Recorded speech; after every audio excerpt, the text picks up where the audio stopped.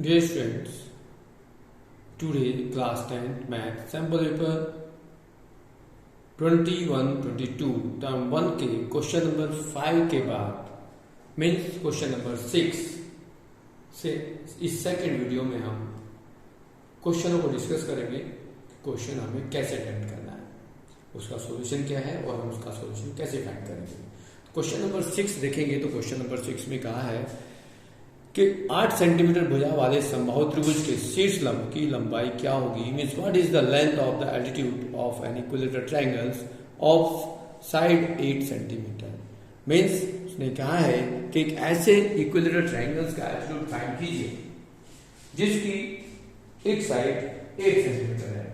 Question number 6 की बात कर रहे हैं तो as equilateral triangle have the all side are equal. ऐसा कोई ट्रायंगल जिसकी सभी साइड इक्वल हो उसको हम इक्विलेटरल ट्रायंगल्स कहते हैं, समबाहु त्रिभुज कहते हैं। उसने कहा है कि इसका ये लंब ज्ञात कीजिए, एल्टीट्यूड ज्ञात कीजिए, हाइट ज्ञात कीजिए। इन केस आपके पास साइड 8 सेंटीमीटर है तो ये टोटल भी 8 सेंटीमीटर होगी, बट यदि हम कहें कि ये डीसी क्या होगा तो ये 4 सेंटीमीटर होगा।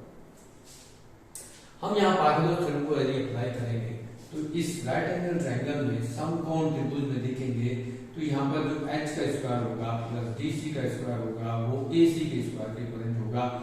h स्क्वायर बाय यदि हम लें बराबर कर दें ac जो है वो 8 का वर्ग है और dc 4 है तो वो -4 का वर्ग होगा। ये 64 माइनस 16 होगा और 16 का यदि हम अंतर करेंगे तो ये 48 आएगा और h निकालेंगे तो रूट 48 होगा जिसको आप लिखोगे 4√3 सेंटीमीटर। यदि हम सीधा सीधा निकालें कि हमारे पास किसी समबाहु त्रिभुज का जो ऊंचाई है, लंब है, उसकी ऊंचाई क्या होती है वो √3/2 a के बराबर में होती है।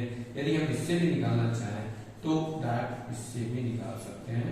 ये 4 और ये 4√3 सेंटीमीटर। इस तरह की हमारे पास ये सीधी हमारे पास साइड आ जाएगी। क्योंकि हमारे पास फॉर्मूला याद है तो इसे करेंगे, अदरवाइज इस तरह से हम कर सकते हैं। नेक्स्ट क्वेश्चन, अब इसमें जो आंसर है वो बी पार्ट है। यदि हम इसमें लिखें तो इसका ऑप्शन है वो बी पार्ट है करेक्ट। क्वेश्चन नंबर 7 की बात करेंगे। क्वेश्चन नंबर 7 में कहा है कि यदि क्वेश्चन नंबर 7 है द्विघात बहुपद 3x² minus kx plus 6k शून्यांकों का योग -1 है तो k का मान ज्ञात कीजिए। Means if the sum of zeros of the quadratic polynomials 3x² minus kx plus 6 is -1 then find the value of k। हमें k की वैल्यू फाइंड करनी है।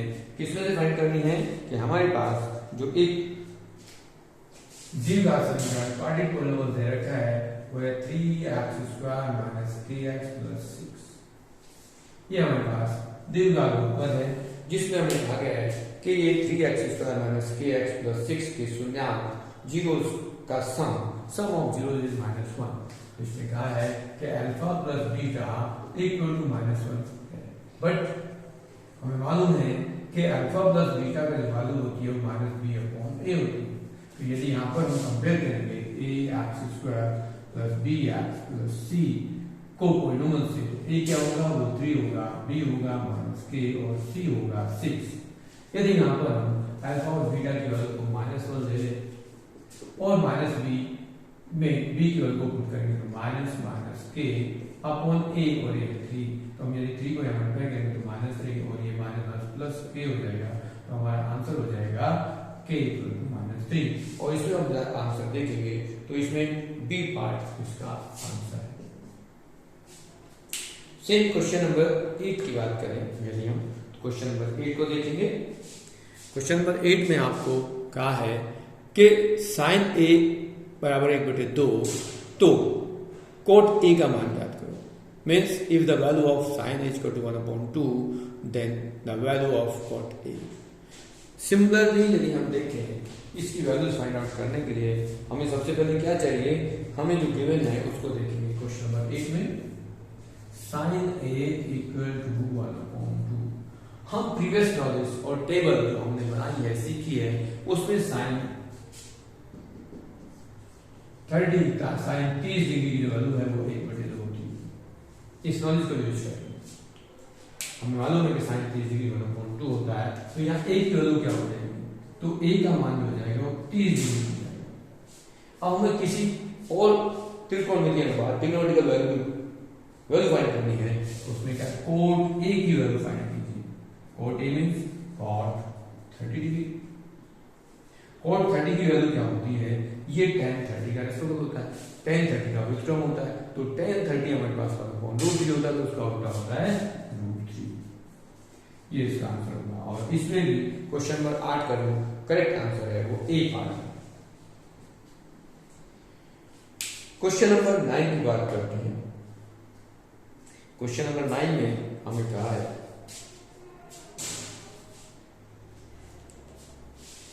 कि बहुपद fx के शून्यांक उस बिंदु के निर्देशांक हैं जहां पर y बराबर fx का ग्राफ काटता है। मतलब a x अक्ष को, y b अक्ष को, c मूल बिंदु को, d इनमें से कोई नहीं। इंग्लिश में पढ़े तो उसको कहा जा रहा है the zeros of the polynomials fx are in the coordinate of the point where the graph of y equal to fx cut at x axis, y axis, original और द नन ऑफ दिस। तो जब भी कोई line कहा जा रहा है, कोई ग्राफ, कोई पॉलिनोमियल कट करता है, उसके कोऑर्डिनेट क्या होंगे, कहाँ होंगे। जनरली बात करें तो यदि हम किसी भी कोऑर्डिनेट में हम ड्रॉ करेंगे और कोई कर्व कहीं कट करेगा, उसकी जीरोस को देखेंगे तो वो कहीं ना कहीं एक्स अक्ष पर उसको कट करेगा। चाहे तो यहाँ कट करे, कहीं भी कट करे तो वो एक्स एक्सिस पर करेगा। मीन्स जो यहाँ पर हम कहेंगे कि वो एक्स एक्सिस पर उसको कट करता है, तभी उसके कोऑर्डिनेट जो होंगे उसके शून्यांक के बराबर होंगे। उसमें क्या है, बहुपद fx के शून्यांक उस बिंदु के निर्देशांक है जहां पर वो y इक्वल टू fx को कट करता है। तो उसने कहा है y equal to fx intersect, तो वो कहां कट करेगा, x एक्सिस पर कट करेगा, और x एक्सिस पर कट करेगा तो उसका करेक्ट आंसर जो आप देखेंगे वो a पार्ट है। तो ये a पार्ट इसका करेक्ट आंसर होगा। क्वेश्चन नंबर 10 की बात करेंगे। क्वेश्चन नंबर 10 में हमें कहा है कि a का वह मान ज्ञात कीजिए, a का वह मान ज्ञात कीजिए के लिए 3a समीकरण 2x - 3y/5 पर स्थित है। Means the value of a for which 3a lies on 2x - 3y = 5। Means यहाँ पर x और y की वैल्यू को यदि हम यहाँ पुट करें, x और y की वैल्यू को समीकरण में पुट करेंगे, इक्वेशन में पुट करेंगे, तो इक्वेशन हमारे पास थी। यदि क्वेश्चन नंबर 10 की बात करेंगे तो वो 2x - 3y = 5 है, और कोऑर्डिनेट जो गिवन है वो है 3a। यदि हम यहाँ पर x को 3 पुट करेंगे, y को a पुट करेंगे और राइट साइड में 5 होगा, तो ये 2 3 जा 6 राइट में हो जाएंगे। 3a = 5 - 6 - 3a = -1 और a = -1/-3। मीन्स a की जो वैल्यू आएगी a = 1/3 होगा, और इसमें जो करेक्ट ऑप्शन है वो हमारे पास इसका a पार्ट है। इसका जो आंसर है अल्टरनेट जो दिए हुए हैं उसमें भी आपका जो आंसर होगा वो a पार्ट होगा। ऐसे यदि हम आगे क्वेश्चन देखेंगे, क्वेश्चन नंबर 11 देखें या आगे कंटिन्यू करते हैं, तो क्वेश्चन नंबर 11 को भी इसी तरह से हम सॉल्व करते जाएंगे। तो इन सभी क्वेश्चनों को सॉल्व करने के लिए हमें एक्चुअली सॉल्यूशन आना चाहिए, तभी हम सही आंसर को टिक कर पाएंगे। यदि आप इसको ट्राई करेंगे, हिट एंड ट्रायल से करें, तो आपके आंसर्स कई बार रॉन्ग हो सकते हैं। इसलिए सभी क्वेश्चनों को हमें सॉल्व करके ही इनका आंसर टिक करना होगा, अदरवाइज आपके आंसर्स रॉन्ग हो सकते हैं। हाँ, ये पॉइंट है कि उसमें नेगेटिव मार्किंग नहीं है, फिर भी आपको जो सही आंसर करना चाहिए, सही इवैल्यूएट करना चाहिए। क्वेश्चन नंबर 11 की बात करेंगे तो क्वेश्चन नंबर 11 है आपके पास, यदि PA किसी घटना की प्रायिकता को दर्शाता है तो means if PA denoted the probability of an event then, तो यहाँ कंडीशन दी है PA <0, PA <0, PA like between 0 and 1 and -1, PA <0। तो यहाँ पर जो करेक्ट आंसर है वो उसका सही आंसर होगा सी पार्ट, और सी पार्ट में लिखा है क्वेश्चन नंबर 11 के लिए हम लिख लेंगे तो 0 <= PA less than equal to 1, क्योंकि ये ध्यान रखना है कि प्रोबेबिलिटी प्रायिकता की जो वैल्यू होती है, वो मान जो होता है वो 0 और 1 और उनके बीच की वैल्यू हो सकती है, 1 से अधिक नहीं हो सकती और 0 से कम नहीं हो सकती। तो बहुत सारे ऐसे क्वेश्चन मिलेंगे जिसमें निगेटिव भी हो सकता है, बट यहाँ पर प्रोबेबिलिटी की जो आंसर होगा वो हर बार 0 और 1 या 0 और 1 के बीच में ही लाई करेगा। अब अगला क्वेश्चन आपके पास है क्वेश्चन नंबर 12। उसमें क्या है कि यदि बहुपद px 5x square plus 13x minus m के शून्यक एक दूसरे के व्युत्क्रम हो तो m का मान ज्ञात कीजिए। Means if the one of the zeros of the polynomials px 5x square plus 13x minus m is the reciprocal of each other, then find the value of m। तो m की value find करनी है, उसको देखना है कि हमारे पास वो क्या है। तो सबसे पहले हम px को देखना है। क्वेश्चन नंबर 12 में हमारे पास px क्या है, पॉलिनोमियल्स क्या है। हम पॉलिनोमियल्स को देखेंगे तो पॉलिनोमियल्स में आपको कहा है कि polynomials is 5x square 13x minus m plus 13x minus m है। उसमें क्या है कि alpha equal to beta, means alpha and beta two zeros. तो यहाँ लेट करेंगे कि बीटा की जो वैल्यू है वो 1 अपॉन अल्फा के इक्वल है, क्योंकि उसमें कहा है कि 1 zeros is reciprocal of to other. मतलब हिंदी में कहें तो एक दूसरे के व्युत्क्रम है। तो बीटा को हमने कह दिया 1 अपॉन अल्फा। अब यहाँ हमारे पास क्या होना चाहिए कि जब कभी एक दूसरे के व्युत्क्रम है तो हम यहाँ लेंगे कि अल्फा इंटू बीटा का जो मान होता है वो c अपॉन a के बराबर होता है। हमने पिछले क्वेश्चन में कहा कि हम इसको कंपेयर करें तो a की वैल्यू 5 आएगी, b की वैल्यू 13 आएगी और c की वैल्यू माइनस m होगा। तो यहाँ अल्फा और बीटा को रखेंगे तो ये alpha into 1 upon alpha, c की वैल्यू हमारे पास है माइनस m और a की वैल्यू है 5। तो ये अल्फा कैंसिल हो जाएगा, यहाँ 1 आएगा तो माइनस m इक्वल टू 5 आ जाएगा और m की जो वैल्यू आएगी वो माइनस 5 आएगी। और इसका जो करेक्ट आंसर है वो आप देखेंगे तो हमारे पास माइनस डी पार्ट, तो इसका जो करेक्ट आंसर है डी है। 11th क्वेश्चन की बात करेंगे तो उसमें सी पार्ट का इसका करेक्ट आंसर। इस तरह से हम क्वेश्चन को कर सकते हैं। अभी क्वेश्चन नंबर 13 की बात करेंगे। I hope question number 12 clear हुआ होगा। क्वेश्चन नंबर 13 में कहा है कि निम्न में से किस परिमेय संख्या का दशमलव निरूपण अनवसानी आवर्ती है। मतलब which of the following the rational numbers have non terminating repeating decimal expenses.